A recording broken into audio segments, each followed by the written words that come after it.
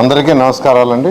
ఈరోజు కాకినాడ జిల్లా review meeting అటు శాసనసభ్యులతోనూ ఎంపీలతోనూ మరియు కార్పొరేషన్ చైర్మన్స్ మరియు మిగతా ప్రజాప్రతినిధులతోనూ అధికారులతోనూ యాక్చువల్గా డిస్కషన్ జరిగింది. ఇందులో అనేక విషయాలు యాక్చువల్గా డిస్కస్ చేయడం జరిగింది. ముందుగా ఏంటంటే సివిల్ సప్లైస్ సంబంధించి ఈ సంవత్సరం 2025-26లో ఎటువంటి ఇబ్బంది లేకుండా సివిల్ సప్లైస్లో ప్రొక్యూర్మెంట్ కానీ పేమెంట్ కానీ చాలా పర్ఫెక్ట్గా చేశారు. కాబట్టి 26-27లో కూడా అదేవిధంగా దానికంటే బెటర్గా చేయమని అందరూ ఎమ్మెల్యేలు కావచ్చు, ప్రజాప్రతినిధులు కావచ్చు, అందరూ చెప్పడం జరిగింది. దాని మీద కలెక్టర్ కూడా ఆ సివిల్ సప్లైస్ డిపార్ట్మెంట్ కూడా ఇన్స్ట్రక్షన్ ఇవ్వడం జరిగింది. లాస్ట్ ఇయర్ అయితే 6.76 లక్షల మెట్రిక్ టన్నుల ప్రొడక్షన్ ఇచ్చింది. దాంట్లో 3 లక్షలు యాక్చువల్గా ప్రొక్యూర్మెంట్ చేసి పేమెంట్ ఇవ్వడం జరిగింది. అలాగే ఈ సంవత్సరం కూడా ఎటువంటి ఇబ్బంది లేకుండా చేయడానికి కలెక్టర్ గారికి ఇన్స్ట్రక్షన్ ఇవ్వడం జరిగింది. అదేవిధంగా ఈరోజు ఇరిగేషన్ తీసుకుంటే 1,90,915 ఏకర్స్లో ఇరిగేషన్ యాక్చువల్గా ఇక్కడ దానికి సంబంధించి వాటర్ ఆల్రెడీ వాటర్ కొన్ని ఛానల్స్లో ఇంకా ఇస్తున్నారు, ఇంకా అవసరం లేదు దాన్ని ఆపేయమని యాక్చువల్గా అందరు ఎమ్మెల్యేస్ చెప్పడం జరిగింది. అయితే ఒరిజినల్గా అయితే ఈ మంత్ 31st వరకు యాక్చువల్గా ఇస్తామనుకున్నారు. 31st దాకా కూడా అవసరం లేదు, ఇమీడియట్గా ఆపమని ఇన్స్ట్రక్షన్ ఇచ్చారు. దాన్ని ఇరిగేషన్ వాళ్ళకి కూడా ఇన్స్ట్రక్షన్ ఇచ్చి ఇమీడియట్గా దాన్ని ఆపడం జరుగుతుంది. అదేవిధంగా మనకు ఈ మున్సిపల్ అడ్మినిస్ట్రేషన్లో ఇది ప్రజలందరికీ నేను చెప్పేది, వాట్సాప్ గవర్నెన్స్ వచ్చింది. అంతకుముందు అయితే ఫస్ట్లో మీకు అందరికీ తెలుసు, ఎవరికన్నా ఏదన్నా విషయాలు తెలపాలన్నా వాళ్ళ సర్టిఫికేట్లు కావాల్సిన ఆఫీసుల చుట్టూ తిరగాల్సి వచ్చేది. అలా కాకుండా ఏ సర్టిఫికేట్ కావాల్సిన వాట్సాప్లోనే తీసుకోవచ్చు. మున్సిపాలిటీకి ఏదైనా కంప్లైంట్ చేయాల్సిన వాట్సాప్లోనే చేయొచ్చు. బిల్స్ ఏదైనా పేమెంట్ ఉన్నా వాట్సాప్లోనే చేయొచ్చు. ఆఫీసుల చుట్టూ తిరగకుండా పరిపాలన సులువు చేయడానికి గవర్నర్ ముఖ్యమంత్రి గారి యొక్క సూచనలతో యువనాయకుడు లోకేష్ గారు చక్కటి సాఫ్ట్వేర్ని డెవలప్ చేయించారు. ఆ సాఫ్ట్వేర్ని ప్రతి ఒక్కరూ ఆ వాట్సాప్ అంటే అంతకుముందు అయితే జనరల్గా ఒక వెబ్సైట్ ఏదో క్రియేట్ చేయటం, ఇలాంటి ఒక యాప్ క్రియేట్ చేయటం, ఇంకోటి చేయటం ఉండేది. దాన్ని ఓపెన్ చేయటం ఎన్ని డిఫికల్ట్గా ఉండేది. అలా కాకుండా ఈరోజు ప్రతి ఒక్కరూ వాట్సాప్ వాడుతున్నారు.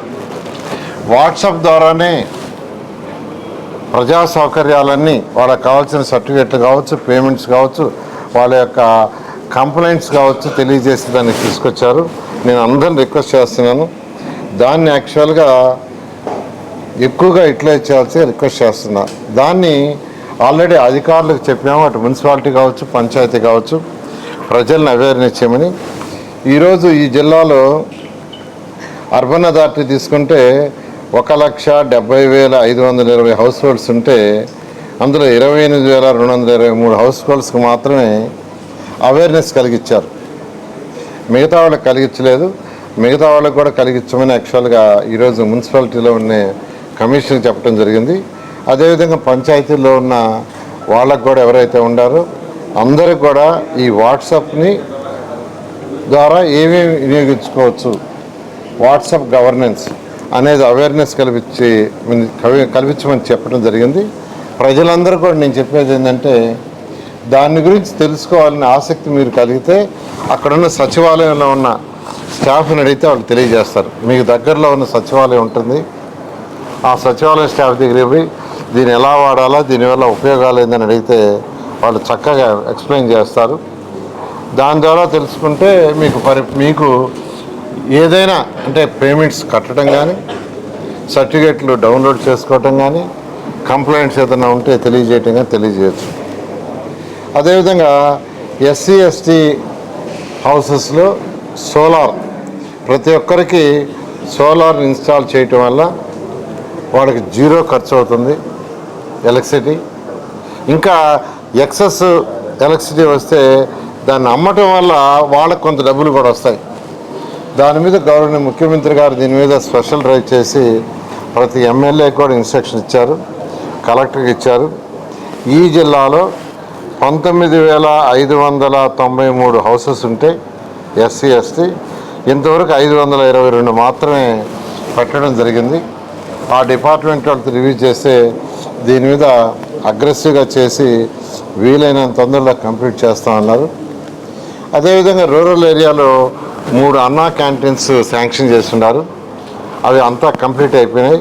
ఫస్ట్ వీక్లో గౌరవనీయ ముఖ్యమంత్రి గారి చేతుల మీద రాష్ట్రంలో ఏర్పాటు చేసిన 70 అన్నా క్యాంటీన్స్తో దీన్ని కూడా ఇనాగ్రేషన్ చేయడం జరుగుతుంది.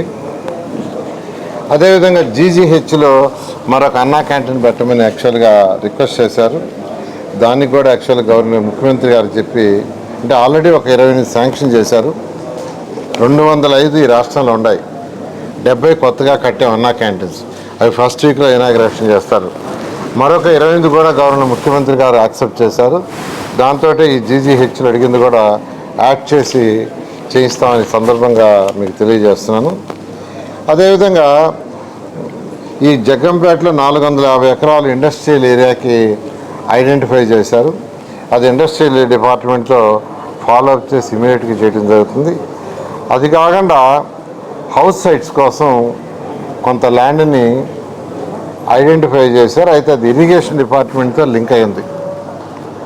ఇరిగేషన్ డిపార్ట్మెంటు అంతేకాకుండా పోలవరం ప్రాజెక్టు కెనాల్స్కి ఏదైతే తవ్వుతున్నారో మట్టి, దాన్ని అక్కడ వేశారు. మట్టి వేయటం కోసంగా దాన్ని కొన్నారు, ల్యాండ్ అక్విజిషన్ చేశారు. బట్ ఆ ల్యాండ్ కేంద్ర ప్రభుత్వం వాళ్ళు డబ్బులు ఇచ్చారు కాబట్టి మాది అని వాళ్ళు అంటున్నారు. బట్ రాష్ట్ర ప్రభుత్వం అక్వైర్ చేసి వాళ్ళకి ఇచ్చింది. బట్ దాన్ని కేంద్రంతో కూడా కన్సల్ట్ చేయాలి, తప్పదు. కన్సల్ట్ చేసి హౌస్ సైట్స్ కాబట్టి గవర్నమెంట్